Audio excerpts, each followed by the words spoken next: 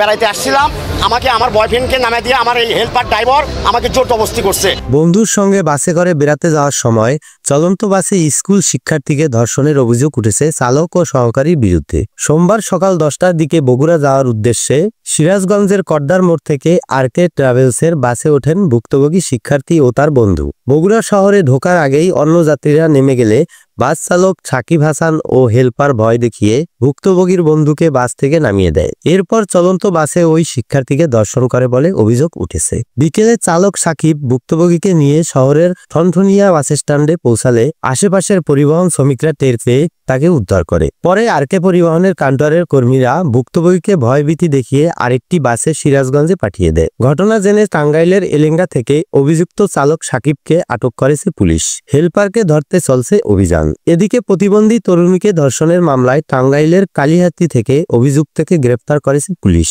বিকেলে প্রেস ব্রিফিংয়ে র্যাব জানায়, ভুক্তভোগী বাক শ্রবণ প্রতিবন্ধীকে অভিযুক্ত ইসমাইল প্রায় ভয়ভীতি দেখিয়ে ধর্ষণ করত। অভিযুক্ত ইসমাইলকে ওয়ার্ডের সাধারণ সম্পাদক পদ থেকে বহিষ্কার করেছে বিএনপি। সৌরভ হালদার, কনকবুকার সংবাদ।